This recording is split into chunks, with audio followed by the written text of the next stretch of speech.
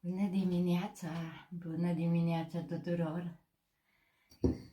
Am intrat să vă salut din nou și să vă doresc o zi bună. Ziua bună începe de dimineață și să vă arăt cum îmi iau eu această minunăție, Olivoxul. Olivoxul care mă ajută foarte mult. Mă ajută pentru purificarea organismului. Ajută pentru tranzitul intestinal, metabolismul, pentru digestie și depură tot organismul. Ca să începi o zi bună și să ai rezultate dimineața înainte de micul dejun, încearcă și tu pentru că e foarte bun.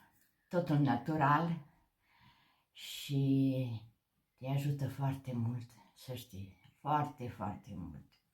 Pentru că dacă ajută intestinul să funcționeze toată ziua bine, atunci e un semn bun.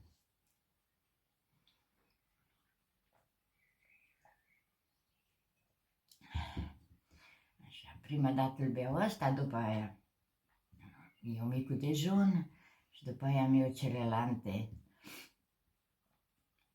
produse foarte bune. Colagenul pentru oase e extraordinar, extraordinar de bun, să știți. Și hai să vi le arăt.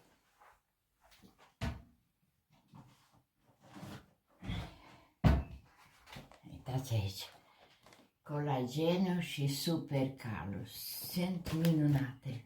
Dacă aveți probleme cu oasele, dacă